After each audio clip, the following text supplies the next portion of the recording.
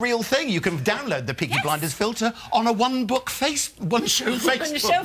I'm so excited I got the technology right. I've gotten everything wrong. Yeah, it's a proper app. Yeah, it's a proper app. Yeah. Great. So, Peaky Blinders, obviously a cultural phenomenon and known for the fantastic sets. Amazing. So, we have also spent a fortune, Helen.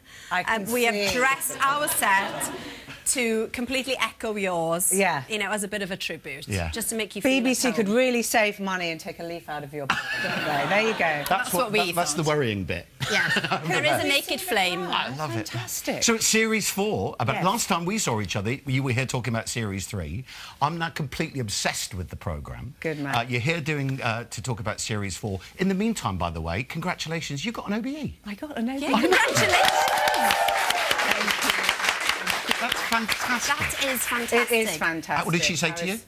I said, good morning, Your Royal Highness, and thank you very much for coming in person, because it's so thrilling. It is thrilling that you get it from the big cheese.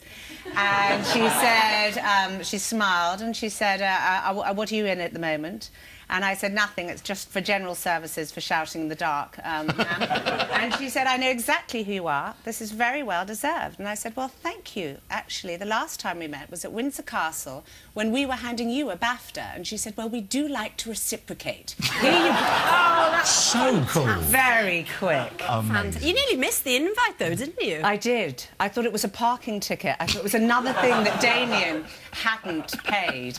So I threw it onto his desk and shut the door again, and then actually got a phone call saying, are you going to accept it or are you not? And I said, what? And they said, you've been offered an OBE. An OBE, which point I practically stood, saluted on the phone and went, yes. Very well deserved as well, Thank may I say. you. And we'll be talking more about Peaky Blinders and showing an exclusive clip a little bit later. I can't wait. Unbelievable. Oh, I can't wait for it. I really can't. The new series of Peaky Blinders begins tomorrow, 9 o'clock on BBC Two. What? Yes, I was going to say there's a movie, though, isn't there? There is a movie. Yeah.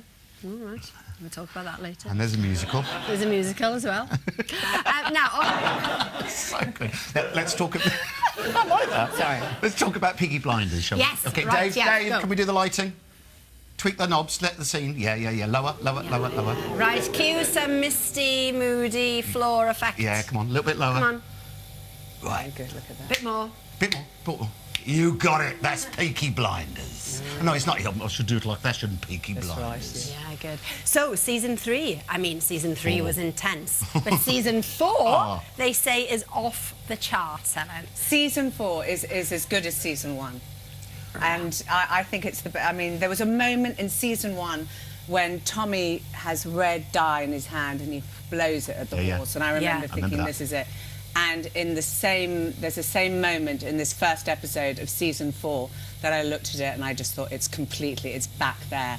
I'm so excited about it. So, I mean, we don't want to give any spoilers, always awkward, but... Or she has had a vision, but either way, now she believes that the souls of her children are with her. And so now, like Tommy and Arthur, she is fearless because she believes that she has no fear of death, and now nothing is going to stop them. So all you need to know is, are they going to destroy each other or the enemy? And the enemy, well, we've got a very interesting enemy, haven't we? There's some familiar faces have joined the cast. Some very familiar faces. Oscar winners, Adrian Brody. That's pretty cool, isn't it? It's very cool. I mean, this is what's so clever, is that actually no one is united more than when people know what they hate. And the mafia arrive. Yeah. And as the mafia arrive, that's the moment that you think, are the Shelbys actually going to be able to defeat them or not? And so they all go back to a proper gangster flick, which is defending the turf. So the Shelbys are back in Garrison and Watery Lane. You're and really... She's very good at telling this. I mean, no, I am. I mean, sometimes you sit here and go, watch it, I won't. But this is what happened to me last time when we met, and because you became obsessed. I'm obsessed with the programme. Absolutely love it. Yeah. I can't wait. I'll tell you what it is. It's the quality of the writing and the quality across. And the cinematography. The cinematography, the acting. We were trying to find a clip, weren't we? Well, we were. But the problem you. was, gosh, that mist and fog is playing havoc with my phone. I know. But Auntie Polly, your character, too naughty in episode 1 and 2. So we had to go to episode 3, and eventually we found a clip that's suitable for this time of night. Absolutely great. Now, there's a character who actually appears tomorrow, Jessie Eden, who is a real character from the 20th century, a fascinating character. Tell us about her. So she was in Birmingham in 1926, and then at 31, she stood and she made 10,000 women walk out of a motor factory to ask for equal pay. She did it twice. She then worked in Russia. She then came back to this country again and stood for tenants.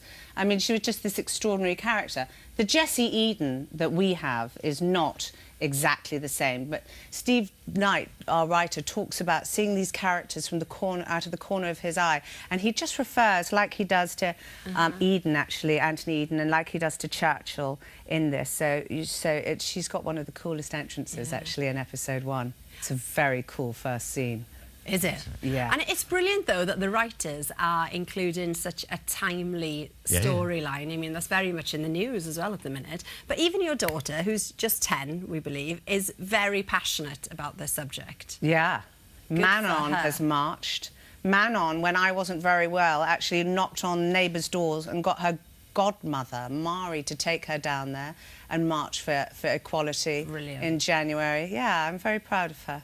I mean, you can't tell us much about the plot, but you were going to give us an exclusive on Peaky Blinders. Yes, so because we couldn't really talk very much about the plot, I did ask if there was one thing I could say, and they said, well, every year they look out for different singers and who's going to do the cover music. And one of the Red Hand covers will be from the duet of Iggy Pop and Jarvis Cocker. Wow! Oh, yes. That's fantastic. Helen, that's a great note to finish on. Absolutely, and thank you so much, Helen. Peaky Blinders begins tomorrow, 9 o'clock on BBC Two.